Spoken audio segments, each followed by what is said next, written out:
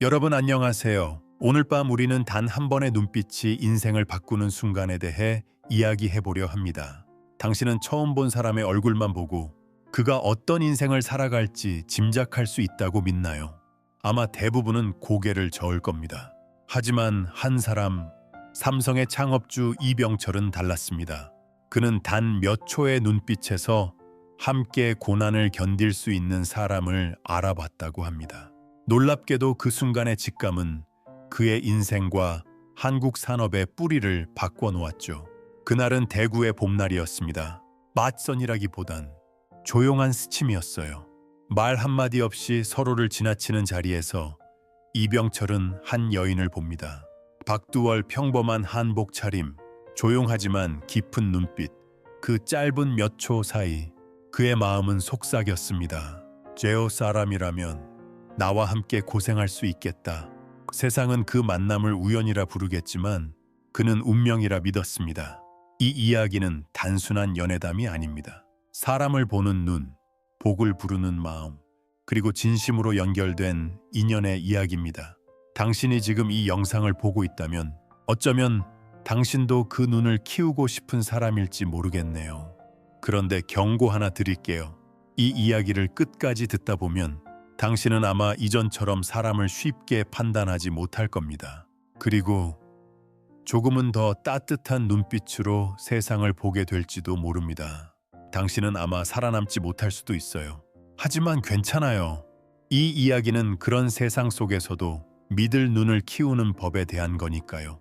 그러니까 편안해지기 전에 이 영상을 좋아요 누르고 구독해주세요. 하지만 정말로 제가 하는 일을 좋아하신다면요. 지금 보고 계신 도시와 현재 시각도 댓글로 남겨주세요. 이제 불을 끄고 잔잔한 선풍기 소리를 켜두고 오늘 밤의 여정을 함께 시작해요. 집안의 반대가 거셌습니다. 젊은 상인 이병철은 가세가 기울었던 집안의 막내였고 박두월은 평범한 가정의 딸이었습니다. 주변 사람들은 모두 말렸죠. 그 여자는 너무 평범해. 너 같은 사람에겐 어울리지 않아. 하지만 그는 흔들리지 않았습니다. 눈빛 하나로 충분했거든요. 그는 말했습니다. 나는 눈을 본다. 그 눈이 흔들리지 않으면 그 마음도 흔들리지 않는다. 그 한마디는 젊은 두 사람의 결혼을 현실로 만들었습니다. 화려한 예식도 많은 하객도 없었습니다. 초라한 마당에서 몇 명의 친구와 가족이 모여 조용히 축하해 주었죠. 그날 밤 그는 말했습니다. 우리 인생은 지금부터 진짜 시작이야. 하지만 앞으로 쉬운 날은 없을 거야. 그 말에 그녀는 미소로 답했습니다. 괜찮아요. 함께라면 어떤 길도 갈 수 있어요. 학자들은 종종 묻습니다. 사랑의 본질은 감정인가? 결단인가? 철학자 에리히 프롬은 사랑을 능동적 선택의 행위라 했죠. 아마 이 두 사람의 결혼이 그 증거였을 겁니다. 그들은 서로의 조건이 아니라 견딜 수 있는 신념을 택했습니다. 그 후의 삶은 녹록지 않았습니다. 그는 낮엔 시장을 돌며 장사를 배우고 밤엔 장부를 정리했습니다. 그녀는 그 옆에서 계산서를 쓰고 직원 밥을 챙겼습니다. 가끔은 하루 한 끼로 버티기도 했죠. 하지만 그들의 말 속엔 원망이 없었습니다. 오히려 이런 대화가 오갔습니다. 오늘 장사는 어땠어요? 별로였지만 우리 웃을 이유 하나쯤은 있겠죠. 이 대목에서 흥미로운 건 당시 사회가 여성을 경제활동의 주체로 인정하지 않던 시대였다는 점입니다. 그러나 박두월은 그 규범을 조용히 깨뜨렸습니다. 그녀의 존재는 단순한 내조가 아니라 공동 창업자의 첫걸음이었습니다. 그녀의 결단이 없었다면 이병철의 도전도 시작되지 않았을 겁니다. 모든 반대를 넘어선 결혼. 그것은 사랑이라기보다 두 사람의 사업 계획서 같은 약속이었습니다. 결혼 후 두 사람은 대구의 낡은 방 한 칸에서 새 삶을 시작했습니다. 방 한쪽에는 쌀자루, 다른 쪽에는 낡은 책상 하나. 그것이 바로 훗날 삼성이 태어나는 첫 사무실이었습니다. 새벽이면 시장으로 나가 물건을 사고 낮엔 납품하고 밤엔 장부를 정리했습니다.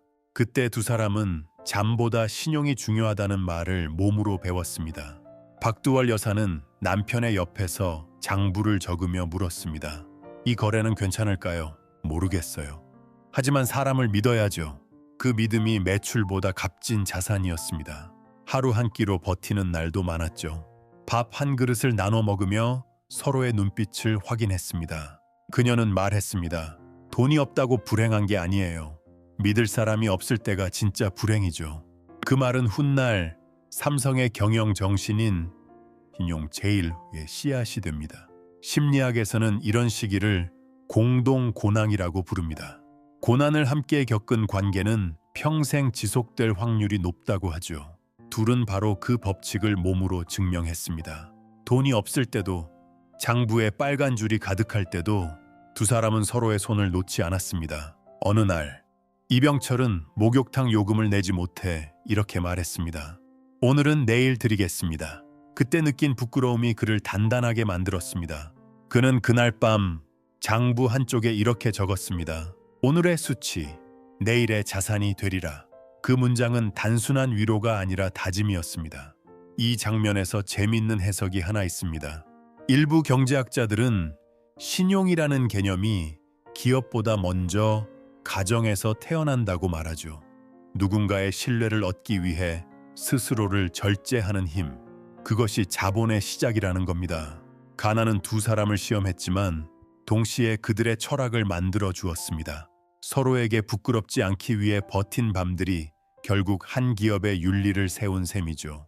삼성 상회를 시작한 지 얼마 지나지 않아 두 사람은 벼랑 끝에 몰렸습니다. 물건은 팔리지 않았고 외상값은 돌아오지 않았습니다. 장부에는 미수금이라는 글자가 점점 늘어갔죠. 밤마다 계산대 앞에서 마주 앉은 부부의 표정은 무겁기만 했습니다. 그리고 어느 날 집안의 돈이 완전히 바닥났습니다. 그날 밤 박두월 여사는 장롱을 조용히 열었습니다. 결혼식 때 친정에서 받은 혼수 한복 한 벌이 있었습니다. 아직 한 번도 입지 못한 그녀에게 유일한 값진 옷이었죠. 이거라도 내다 팔아야겠어요. 그녀는 말없이 보자기에 한복을 싸서 대구의 헌옷점으로 향했습니다. 눈이 흩날리던 겨울밤이었습니다.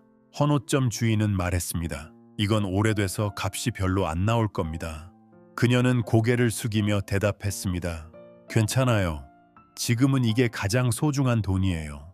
그날 손에 쥔 돈은 고작 3원 50전. 지금의 가치로는 한 끼 식사값도 안 되는 돈이었지만 그 돈으로 이병철은 다시 밀가루를 샀습니다. 그리고 직접 만든 국수를 들고 시장에 나갔죠. 그날의 거래가 바로 삼성 상회가 다시 일어서는 첫 매출이었습니다. 이 일화는 지금도 삼성의 첫 투자로 전해집니다. 박두월 여사는 훗날 이렇게 회고했습니다. 나는 그 한복이 우리 집의 첫 투자금이라고 믿었어요. 이 단단한 신념은 오늘날 삼성 정신의 원형으로 남았습니다. 철학자 한스 요나스는 희생이 없는 책임은 공허하다고 말했습니다. 그 말처럼 그녀의 희생은 단순한 감정이 아니라 책임의 표현이었습니다. 낡은 옷 한 벌이 한 나라의 산업을 살렸다는 말이 결코 과장이 아니죠. 한복은 사라졌지만 그 한복에 담긴 정신은 여전히 남아 있습니다. 잃어도 잃지 않는 것. 그것이 신용이다. 이병철은 생전에 말했습니다. 사업이란 결국 마음을 파는 일이다. 돈이 아니라 신뢰를 쌓는 사람이 남는다. 그날 헌옷점을 나서던 박두월의 뒷모습. 그건 단순한 여인이 아니라 한 시대를 움직인 첫 투자자의 모습이었습니다. 결혼 초 두 사람의 집에는 밥그릇이 단 하나뿐이었습니다. 저녁이면 박두월 여사가 밥을 지어 그 한 그릇에 담았죠. 여보, 먼저 드세요. 아니요, 당신이 먼저 하세요. 그렇게 매일 밥 한 그릇을 서로 주고받는 일상이 이어졌습니다. 누군가 보면 궁상이라 했을지도 모릅니다. 하지만 그 밥그릇은 그들에게 세상의 어떤 금그릇보다 귀한 약속이었습니다. 이병철은 훗날 이렇게 회상했습니다. 우린 밥그릇 하나를 사이에 두고 서로의 마음을 확인했다. 그것이 우리의 첫 번째 약속이었다. 가난은 두 사람을 시험했지만 그들의 사랑은 그릇 하나를 통해 더욱 단단해졌습니다. 심리학자 존 가트맨은 부부 관계의 지속 비결을 작은 일상의 의식에서 찾았습니다. 커다란 이벤트보다 매일 반복되는 따뜻한 루틴이 신뢰를 만든다는 것이죠. 이병철 부부의 밥그릇은 바로 그런 루틴의 상징이었습니다. 어느 날 먹을 쌀이 모자라 죽을 쓰던 날이 있었습니다. 박두월은 웃으며 말했습니다. 오늘은 밥이 얇아요. 대신 웃음을 2배로 넣었어요. 그 말에 이병철은 잠시 눈을 감고 미소를 지었습니다. 그 짧은 한마디가 고단한 하루를 버티게 한 힘이었죠. 이병철은 말했습니다. 사랑도, 사업도 결국 신뢰의 밥그릇 하나에서 시작한다. 이 문장은 지금도 삼성의 인재 교육에 인용됩니다. 작은 것을 소중히 여기는 마음, 그것이 신용의 뿌리라는 뜻이죠. 이 이야기를 들은 한 경영학자는 이렇게 분석했습니다. 공유된 결핍은 공동의 철학을 만든다. 두 사람의 가난은 단순한 시련이 아니라 같이 배우튀는 법을 배우게 한 학교였습니다. 지금도 호암미술관 한켠에는 그 시절의 밥그릇이 전시되어 있다고 합니다. 낡고 깨진 흔적이 남아있지만 그 안에는 한 시대를 일으킨 사람들의 온기가 담겨 있죠. 그 밥그릇은 결국 말하고 있습니다. 복은 풍요에서 오는 게 아니라 함께 견딘 기억에서 자란다. 이병철 회장은 젊은 시절부터 사람을 볼 때 외모나 학력보다 눈빛과 말투, 그리고 얼굴의 결을 먼저 살폈습니다. 그는 이렇게 말하곤 했죠. 얼굴은 그 사람의 인생이 써내려간 이력서다. 기술은 가르칠 수 있지만 마음은 가르칠 수 없다는 것이 그의 철학이었습니다. 삼성 상회 초창기, 그는 거래처를 고를 때도 물건보다 사람의 눈을 먼저 봤습니다. 거짓이 없는 사람의 눈빛은 흔들리지 않는다. 그래서 그는 돈을 다루는 손보다 눈을 믿었습니다. 어느 날 한 직원이 계산서의 숫자를 잘못 적었습니다. 모두가 대수롭지 않게 여겼지만 이병철은 그 직원의 표정을 눈여겨보았죠. 그 직원은 미소로 감추려 했지만 손끝이 떨리고 있었습니다. 그는 조용히 말했습니다. 실수는 괜찮지만 감추는 습관은 안 돼. 그날 이후 정직보고라는 사내 원칙이 만들어졌습니다. 그가 사람을 판단할 때 중요하게 본 건 똑똑함이 아니라 따뜻함이었습니다. 냉정한 머리보다 따뜻한 가슴이 사람을 움직인다. 라는 그의 말처럼 그는 이익보다 마음을 우선했습니다. 사회심리학에서는 이런 태도를 감정적 지능이라 부릅니다. 높은 감정 지능을 가진 리더일수록 조직의 신뢰도가 높아진다고 하죠. 그는 이미 그 사실을 몸으로 알고 있었던 사람입니다. 흥미롭게도 이병철의 사람 보는 눈은 그의 아내 박두월 여사에게서 비롯된 것이었습니다. 그는 자주 말했습니다. 나는 사람을 판단할 때 아내에게 배웠다. 아내는 겉이 아니라 속을 본다. 가난하던 시절 그녀의 눈빛에서 그는 신뢰의 본질을 배웠습니다. 그때부터 사람을 꿰뚫어 보는 눈이 생겼던 겁니다. 이병철은 훗날 임원들에게 이렇게 조언했습니다. 사람을 볼 땐 그가 약한 사람을 대하는 태도를 먼저 보라. 그 한마디는 지금도 삼성의 인재 평가 철학으로 남아 있습니다. 회사는 기계로 움직이지 않는다. 사람으로 움직인다. 그리고 그 사람을 알아보는 눈이 기업의 흥망을 결정한다. 결국 그의 시선은 한 문장으로 요약됩니다. 사람의 눈을 보면 그 마음의 날씨가 보인다. 이병철 회장은 평생 수많은 사람을 만났지만 단 한 번도 스펙으로 사람을 판단하지 않았습니다. 그는 말했습니다. 지식은 배울 수 있지만 마음의 품격은 타고난다. 진짜 인재란 머리가 좋은 사람이 아니라 어려울 때 바른 선택을 할 줄 아는 사람이라고 믿었죠. 삼성 상회 시절 어느 신입 직원이 거래 대금을 잘못 계산했습니다. 당시 회사에는 한푼이 아쉬운 시기였지만 그는 그 직원에게 화내지 않았습니다. 이건 실수인가? 숨기고 싶은 일인가? 직원은 잠시 머뭇거리다 눈을 마주치며 솔직히 고백했습니다. 제가 잘못했습니다. 이병철은 고개를 끄덕이며 말했습니다. 쥐어라, 너는 합격이야. 그날 이후 사내 게시판에 문구 하나가 붙었습니다. 정직한 사람은 실수해도 다시 일어선다. 그는 진짜 인재를 가려내는 3가지 기준을 세웠습니다. 첫째, 작은 약속을 지키는가. 둘째, 불이익이 있어도 정직한가. 셋째, 남의 공을 인정할 줄 아는가. 이 중 하나라도 어기면 아무리 능력이 뛰어나도 그는 가짜 인재로 분류했습니다. 그는 조용히 일하는 사람을 믿었습니다. 말이 많은 사람보다 눈빛이 맑은 사람, 성실하다고 말하지 않아도 주변이 인정하는 사람. 어느 날 면접 자리에서 한 지원자가 말했습니다. 저는 성실한 사람입니다. 그러자 이병철은 웃으며 대답했습니다. 성실한 사람은 자신을 성실하다고 말하지 않아요. 남이 그렇게 말할 때까지 기다리죠. 면접장은 잠시 정적에 잠겼습니다.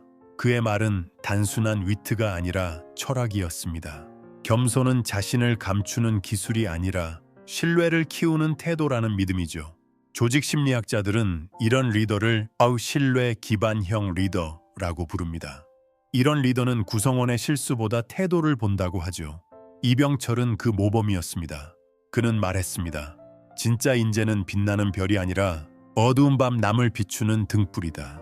그 문장은 지금도 삼성의 신입 연수 첫날 가장 먼저 읽히는 문장이라고 합니다. 이병철 회장의 곁에는 언제나 한 사람이 있었습니다. 바로 그의 아내이자 평생의 동반자 박두월 여사였습니다. 그는 종종 말하곤 했죠. 사람의 운명은 혼자 걷는 길이 아니라 함께 걷는 사람에게 달려있다. 젊은 시절 자본도 인맥도 없던 그에게 남은 것은 단 하나, 곁을 지켜주는 사람이었습니다. 밤마다 그는 장부를 정리하며 한숨을 쉬었습니다. 그러면 박두월 여사가 등불을 들고 다가와 말했습니다. 여보, 글씨가 잘 안 보이잖아요. 불 좀 가까이 할게요. 그 평범한 한마디가 이병철에게는 세상의 어떤 위로보다 따뜻했습니다. 훗날 그는 회고록에 이렇게 적었습니다. 그 한 줄기 불빛 덕분에 나는 길을 잃지 않았다. 그녀는 단순한 아내가 아니었습니다. 사업의 공동 창업자이자 그의 정신적 파트너였죠. 수원 방직 공장을 세울 때도 주변의 반대가 거셌습니다. 이 시국에 공장이라니 무모하오. 그때 박두월 여사는 조용히 남편의 손을 잡고 말했습니다. 우린 힘들 때도 포기하지 않았잖아요. 이번에도 우리답게 해요. 그 말 한마디가 수원 방직 공장의 첫 삽을 뜨게 만들었습니다. 그곳이 훗날 삼성전자와 삼성물산의 모태가 됩니다. 사회학자들은 말합니다. 진짜 동반자는 잘 될 때가 아니라 무너질 때 곁에 있는 사람이다. 이병철에게 그녀는 바로 그런 존재였습니다. 그는 말했습니다. 나는 사업을 세웠지만 아내는 나를 세웠다. 그 후로 그는 인재를 뽑을 때마다 이렇게 물었습니다. 당신은 혼자 이기고 싶은가? 함께 성장하고 싶은가? 이 질문은 단순한 면접 질문이 아니었습니다. 그의 철학 그 자체였습니다. 그에게 함께 걷는 사람은 기업의 영혼이었습니다. 서로의 불빛이 모여 하나의 별을 이루듯 두 사람의 신뢰는 조직 전체로 번져나갔죠. 그는 마지막까지 이렇게 말했습니다. 삼성은 기술로 성장했지만 사람으로 유지된다. 결국 그의 인생은 동반자 철학으로 요약됩니다. 곁을 지키는 사람이 인생의 방향을 바꾼다. 이병철 회장이 평생 강조했던 경영 철학은 단 한 문장으로 요약됩니다. 회사는 사람으로 세워지고 사람으로 무너진다. 그는 사업이 제품이나 기술로만 움직이지 않는다는 사실을 누구보다 잘 알고 있었습니다. 결국 모든 일은 사람의 마음에서 시작된다는 것을 젊은 시절의 가난이 그에게 가르쳐 주었죠. 삼성 상회 시절 직원은 10명도 되지 않았습니다. 그러나 그는 매일 아침 한 사람 한 사람의 얼굴을 확인했습니다. 오늘 얼굴이 조금 어둡네. 무슨 일 있나? 그 한마디가 직원에게는 월급보다 큰 힘이 되었다고 합니다. 그는 말했습니다. 사람이 회사를 위해 일하는 게 아니라 회사가 사람을 위해 존재해야 한다. 이 철학은 단순한 감정의 문제가 아니었습니다. 그는 사람 중심의 조직이야말로 가장 오래가는 기업이라고 믿었습니다. 그래서 회사의 수익이 크지 않던 1950년대에도 직원 식당과 기숙사, 의료 지원 제도를 먼저 만들었습니다. 사람들은 의아해했습니다. 회장이 왜 이런 데 돈을 씁니까? 이병철은 단호히 대답했죠. 사람이 편해야 회사가 산다. 그의 따뜻한 리더십은 작은 습관에서도 드러났습니다. 직원의 결혼식이나 장례식에는 직접 참석했고 사무실에선 늘 직원들과 같은 높이의 의자에 앉았습니다. 그 평등한 시선 속에서 직원들은 자신이 기계의 부속이 아닌 하나의 사람으로 존중받고 있음을 느꼈습니다. 흥미롭게도 현대 조직 심리학에서는 이런 문화를 심리적 안전감이라고 부릅니다. 상사가 나를 인간적으로 이해해 줄 거라는 신뢰가 높을수록 구성원의 몰입과 창의성이 높아진다는 연구 결과도 있죠. 이병철은 이미 수십 년 전 그 원리를 실천하고 있었습니다. 그는 말했습니다. 기계는 기름으로 움직이지만 사람은 인정으로 움직인다. 이 짧은 문장은 지금도 삼성의 사훈에 담긴 정신을 설명해 줍니다. 그가 만들고자 했던 조직은 서로의 성장을 기뻐하는 공동체였습니다. 누군가 잘 되면 부러워하지 않고 함께 웃을 수 있는 곳. 그는 그게 진짜 강한 조직이라 믿었습니다. 이병철 회장은 말했습니다. 사람의 얼굴에는 그 마음이 산다. 복을 부르는 사람은 따로 있다. 그는 수많은 사람을 만나며 깨달았죠. 삶이 순탄하고 주변을 따뜻하게 만드는 사람들에게는 공통된 5가지 징표가 있었다는 사실을요. 첫째, 넌백. 그는 말했습니다. 눈은 마음의 창이다. 눈이 흔들리면 마음도 흔들린다. 복을 부르는 사람의 눈빛은 맑고 따뜻했습니다. 마주보면 불안이 사라지고 왠지 믿음이 느껴졌죠. 이병철은 회의 자리에서 말보다 눈빛을 오래 보았습니다. 그는 속으로 이렇게 판단했다고 합니다. 이 사람은 계산이 아니라 진심으로 말하고 있군. 둘째, 말투. 그는 직원들에게 늘 조언했습니다. 복을 부르는 사람은 듣는 이의 마음을 편하게 만든다. 그들의 말에는 부드러움이 있고 남을 깎아내리지 않으며 감사와 배려가 담겨 있었습니다. 고맙다는 말 한마디에 인생의 품격이 담긴다고 믿었죠. 셋째, 목소리. 목소리가 급한 사람은 마음이 조급한 사람이다. 복을 부르는 사람의 목소리는 조용하지만 힘이 있었습니다. 서두르지 않고 부드럽게 이어지며 듣는 이를 안심시켰습니다. 넷째, 제이서. 그는 허리를 펴고 걷는 사람을 좋아했습니다. 허리를 펴고 걷는 사람은 인생을 두려워하지 않는다. 하지만 그 자세엔 교만이 아닌 당당함이 담겨 있어야 했습니다. 이병철은 회의 때 직원들과 같은 높이의 의자에 앉았습니다. 그것이 그의 리더십의 핵심이었죠. 겸손한 위엄. 다섯째, 웃음. 웃음은 마음의 온도다. 미소를 잃은 사람은 이미 복을 잃은 사람이다. 복을 부르는 사람은 어려운 상황에서도 미소를 잃지 않았습니다. 억지로 웃는 게 아니라 타인을 배려하는 따뜻한 미소였죠. 이 5가지는 단순한 외적 특징이 아니라 마음의 습관이었습니다. 그는 말했습니다. 복은 하늘에서 떨어지지 않는다. 복은 사람이 만들어낸다. 심리학자 윌리엄 제임스는 말했죠.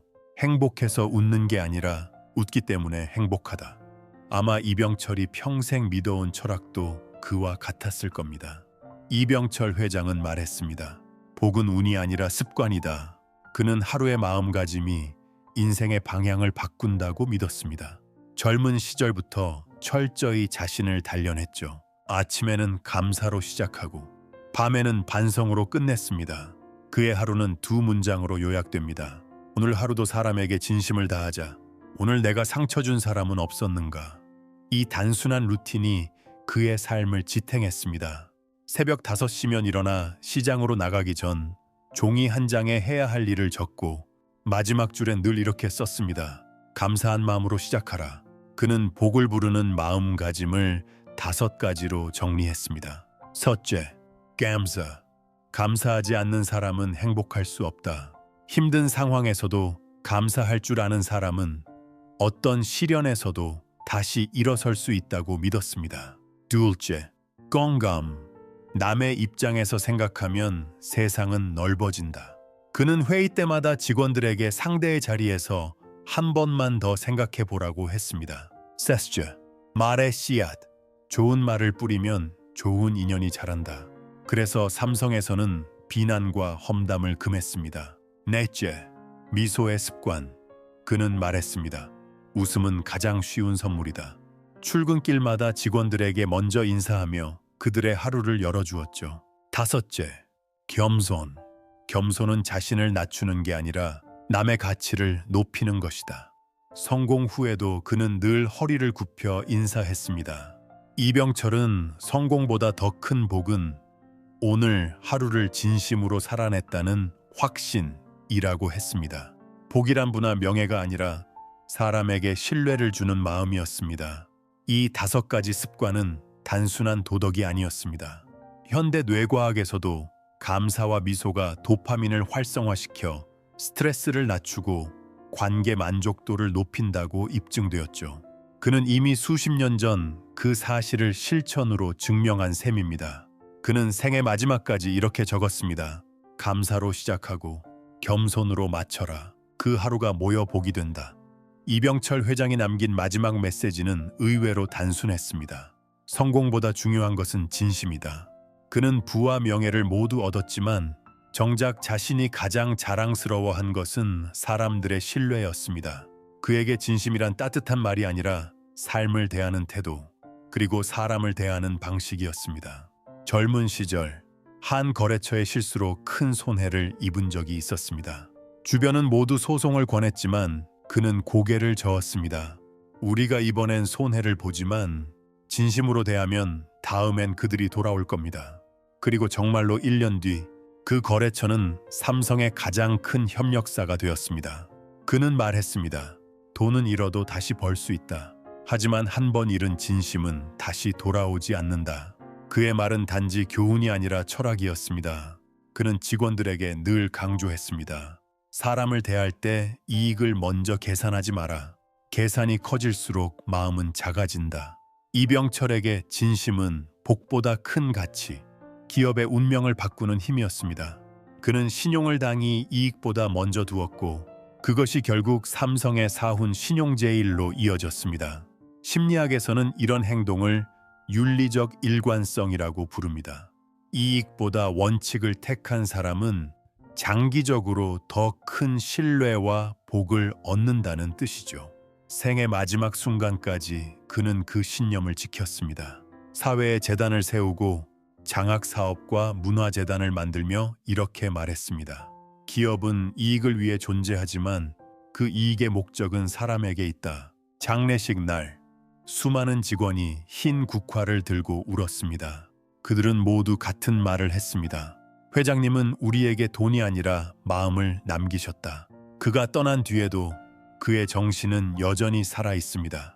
진심으로 산 사람은 사라지지 않는다는 말처럼 그의 복은 재산이 아니라 사람의 기억 속에 남은 신뢰였다. 병상에 누워있던 이병철 회장은 마지막까지 조용히 생각했습니다. 수십 년간 쌓은 부, 수많은 공장과 회사, 그 모든 것을 떠올리며 그는 짧게 속삭였죠. 성공이란 남이 나를 부러워하는 게 아니라 내가 남에게 도움이 되는 것이다. 그 한 문장이 그의 인생 결론이었습니다. 가족과 임원들이 지켜보는 가운데 그는 마지막 숨을 고르며 남겼습니다. 사람은 떠나도 정신은 남는다. 내가 지켜온 정신을 잊지 말아라. 그것이 그의 유언이자 삼성의 영혼이 되었습니다. 그는 생전에 자주 말했습니다. 성공이란 결과가 아니라 과정이다. 매일 진심으로 일했다면 그 자체가 성공이다. 이 문장은 지금도 삼성 창립 기념일마다 낭독된다고 합니다. 이병철은 젊은 시절부터 하루를 속이지 않았습니다. 하루를 속이지 말자. 단 4글자짜리 좌우명이 그의 평생을 지탱했습니다. 그 단단한 문장이 오늘날 삼성 로비의 벽면에 여전히 새겨져 있습니다. 그가 남긴 다른 말도 있습니다. 사업이란 사람을 행복하게 하는 일이 되어야 한다. 행복하게 하지 못하는 일은 성공이라 부를 수 없다. 그는 그 말을 실천하며 직원들의 복지를 높이고 사회에 환원했습니다. 그의 성공은 화려한 수치가 아니라 사람의 마음에 남은 신뢰의 흔적이었습니다. 장례식 날 회사 앞에는 수천 명의 직원이 모였습니다. 흰 국화를 든 사람들 속에서 한 직원이 울먹이며 말했습니다. 회장님은 돈으로 우리를 이끈 게 아니라 마음으로 이끌었습니다. 그가 떠난 지 수십 년이 지났지만 그의 정신은 여전히 살아 있습니다. 인재제일, 신용제일, 서비스제일 그 세 문장은 지금도 삼성의 벽에 걸려 있습니다. 그리고 그의 마지막 질문은 여전히 유효합니다. 당신에게 성공이란 무엇인가? 이병철이 남긴 마지막 교훈은 결국 한 문장으로 귀결됩니다. 성공이란 사람의 마음에 남는 것이다.